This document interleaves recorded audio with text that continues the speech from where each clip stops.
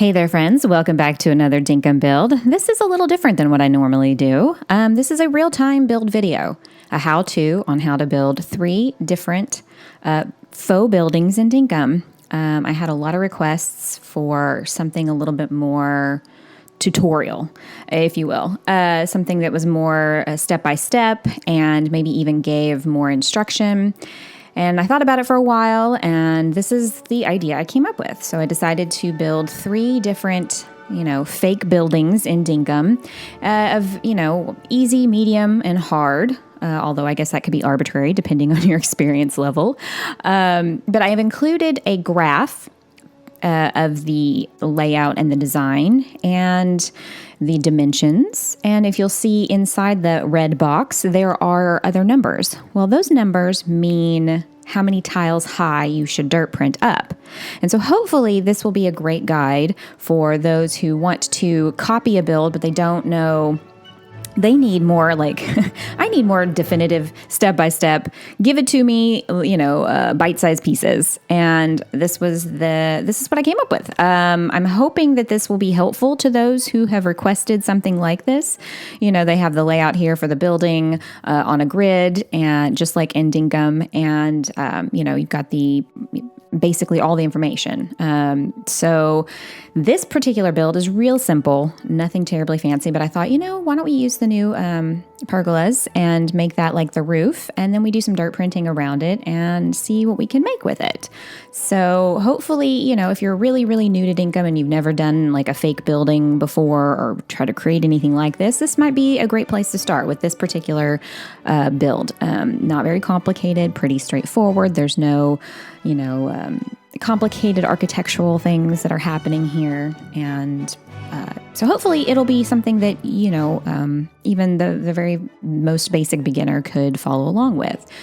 I've had a few people who I play with on a semi-regular basis comment that, the sped up videos are great if you want to see the end result, but if you actually want to do it and build it yourself, it's a lot harder.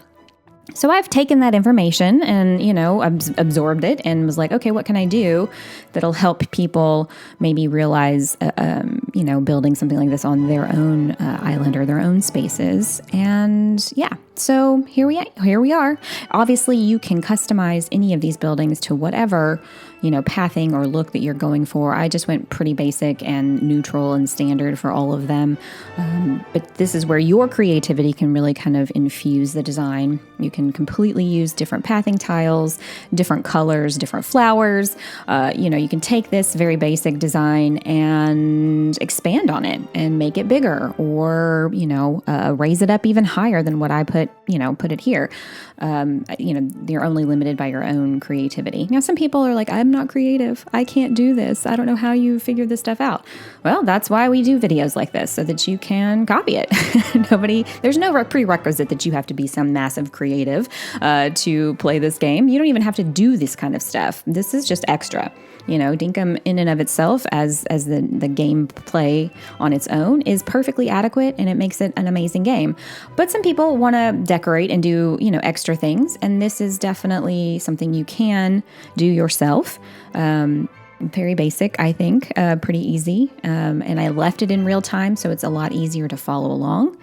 If you want a list of materials, I can certainly provide those. Just comment down below, and I will do my best to tell you what all I used in this build. But again, I feel like you could, do whatever you would like creatively for yourself. You copy it exactly, but you also have the freedom to, do it a little differently and make it your own. So anyway, I'm going to let you guys enjoy this one, and I'll be back in just a little bit.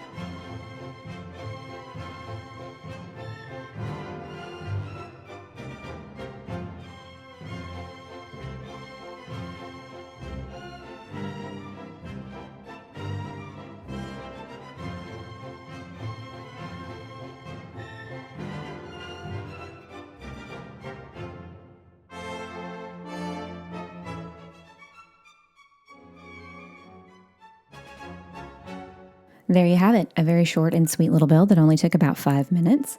Granted, I did practice ahead of time and work out all the kinks, but you don't have to do that if because it's here. I've already worked out all the problems for you. Here I was just kind of experimenting with putting some stuff down. Didn't really like it. I was like, you know what? It doesn't need anything else. If you want to put something else there, you totally can. But I say, let your creativity fly high and loose and figure out all the cool things that you can do and make this your own. So simple build. This one I would consider something a little bit more, intermediate level. I mean, obviously, again, that's subjective and relative to your experience in Dinkum. Some of you might recognize. This is one of the little villas or condos that I built in one of my last videos. But I decided to go ahead and put this one back in here and do it completely not sped up at all, completely in real time, and include this little graphic up here with more details about how you can achieve building this particular building. I really loved this one. This one took a lot of trial and error. If you watch the other video, you can definitely tell that I had to go in and kind of tweak some things, multiple times to get it looking exactly the way that I was hoping for it to look. So now that I've done all the trial and error on, I think 8 different little condos. This one went bad pretty quickly. So yeah, you can do it like I'm doing it here. I always take the corners and dirt print those so I know what the parameters are. Obviously you can use a measuring tape. That's what it's there for. I just find that the tape sometimes can be distracting, so I measure it out ahead of time. I lay down pathing tiles, and then I go back in and dirt print over those. Well, you have to take them up first, but you know what I mean. I usually try to get the base pad down. Now, the little numbers in the grid are from ground level up. So if I've already put down one tile here, then I would say that you would subtract one from whatever you're counting. So maybe that made sense. I hope it did. Either way, hopefully the grids give everybody a great idea on how to build these themselves with hardly any mathing of their own. I know that can be difficult figuring, and I was trying to make this as painless and as easy as possible. These builds are all very easily replicated, I feel like. You can flip them, you can mirror them, and they're great to practice on. I get so many people telling me in streams and on comments on videos like, oh, these are great, but I could never do this myself. Guys, I don't care who it is. I don't care how amazing they were as a builder, in any video you've seen. They all started somewhere. And it's by practicing that you get where you get. I wouldn't necessarily consider myself some master builder in Dinkum. I'm probably still kind of in the intermediate level, if you will.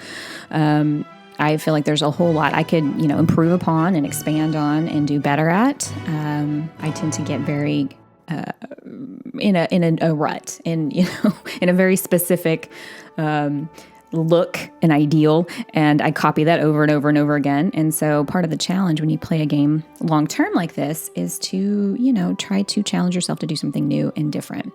So while this build might be a repeat for some, for others, maybe this is the first time you've ever watched a video of mine. This will be brand new for you. But I really loved these condos in my little vacation villa area on my island, and I thought, why not do one of these as part of this particular series. I'd like to do more videos like this.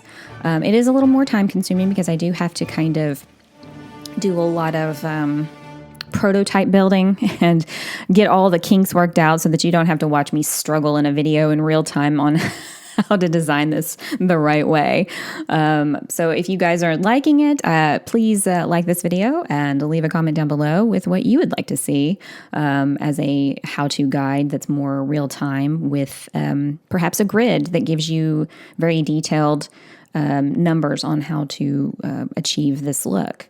I used to play a lot of Minecraft back in the day, and building. I didn't really play the game. I did the creative mode.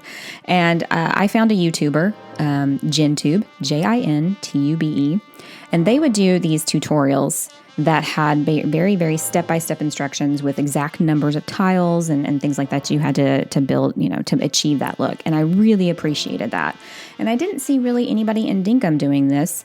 And I thought perhaps, not that I'm some master here, but, perhaps I can help out with what little and limited knowledges I've acquired in my years of playing Dinkum. So here we are. That's what kind of inspired all of this, plus all the, all of my lovely subscribers and followers and friends on Discord who have commented. I do take everybody's suggestions very seriously. And when they, ask, hey, can you do something different? Or can you maybe, not do as many speed builds and do more real-time stuff?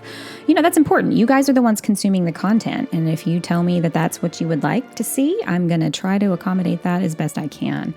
On this channel, I like to play games that I enjoy, and they may not always be the super popular ones at the time. And, I'm probably not going to follow that trend personally. If I don't enjoy the game, I feel like that comes through for all of you watching. And, it makes it not very fun to be a part of it if the person playing the game isn't enjoying it.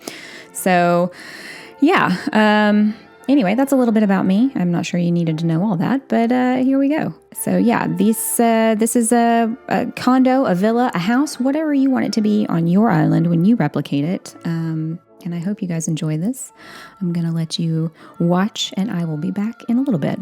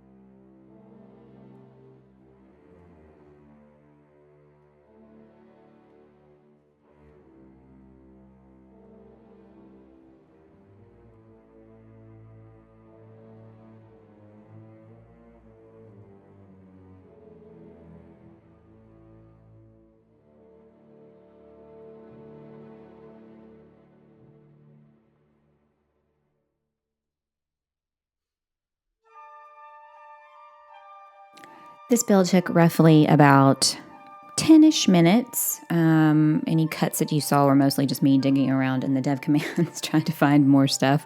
But yeah, so you got 5 minutes for the first one, about 10 minutes for this one. It's a little bit more complicated if you're just, creating it completely out of thin air.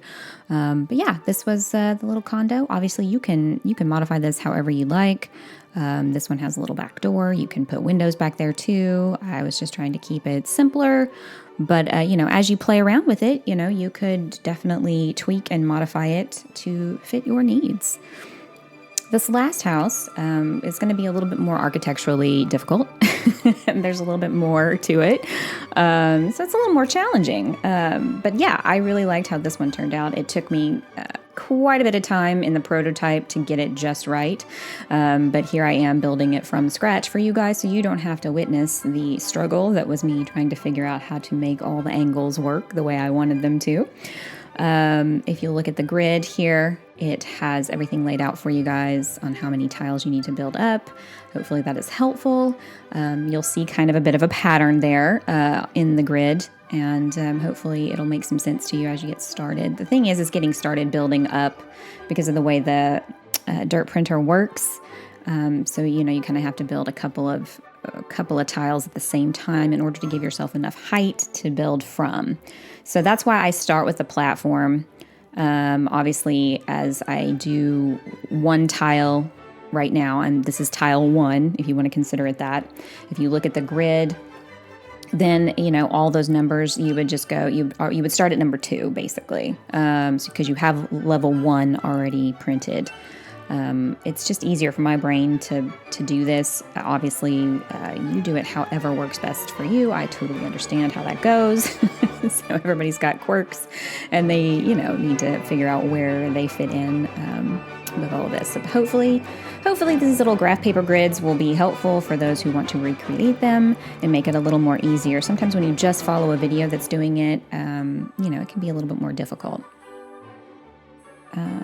So anyway, this one's a little bit more complicated. This house is a little bit bigger. You can make it, it doesn't have to be a house. I was thinking homes as I was building most of these. That's what came to mind. There might be in a different video, I may do like, hey, here's, 3 different ways you can do a bookstore or clothing boutique or whatever you want to make those. So yeah, this is these are houses, but you can make them into anything, really. There's nothing saying that they have to be a house. Again, here I got distracted from my own counting while I was filming this, and I was like, oh my gosh, they're going to see the struggle. But then, you know what? This just makes it real for everybody. This is how it is. You get on top of the thing here, you try to dirt print, and then it doesn't let you. And this is what I mean about you kind of have to do 2 at a time. So you do have to do some paying attention to the mathing, just because it can get a little confusing. But yeah, the whole building process is, a little bit challenging, but once it starts to come together, it really looks cool. I really enjoyed the whole figuring it out. One of the things when you play a game for a long time and you play it a lot, in order to not get burnt out, sometimes doing something different and new will help keep it fresh. And I had been kind of, for all the videos I've been doing, things the same exact way. And so that starts to get a little boring for me. So I assume it's boring for you guys as well. And, you got to figure out new things to do to challenge yourself and to keep it interesting for you so that you can continue to play the game. I'm sure a lot of you out there also have the same experiences. Maybe, some people, maybe not. They could play the same game for 5 years in a row and it's not a problem. My attention span kind of waffles after a while. So one of the things I appreciate with a lot of the games on like Steam, Dinkum included, is there's, almost constant updates. I say constant, but regular updates that kind of keep you interested. Now, I know after a point, developers are just going to be, we're going to move on and work on other games. But Dinkum's been out for 1.5 years, and we've had 2 massively major updates. The Bloom in Spring, and just recently the Summer Sun. And I believe there's one one more installment of updates for, I think, an autumn release, which probably will happen sometime next year. And when I say the seasons, they are for Australia, not America. So because they have opposite seasons there. So the Summer Sun one just released, and it's going into our winter, but it's going into their summer. So keep that in mind when you play. For some people, they're like, wait a second, it's opposite. But yeah. I think that anytime you have a game where they're getting, regular updates, that makes it more interesting. I probably would still be playing Animal Crossing today if there had been some continuation. There had been some attempt to, update or do DLCs for, design packages or something like that. So one of the things I do appreciate about the developers with the games on Steam is that quite a few of them do pursue regular updates, and that's enjoyable for a consumer. Also it feels like you're getting a little bit more value. See, I messed up here. I did too many tiles. So just so you're going to struggle as well. Even the most experienced builders are going to have problems from time to time. But yeah, I do appreciate the developers on Steam with a lot of the games, constantly putting out updates and improving their games and putting out patches that, fix any issues.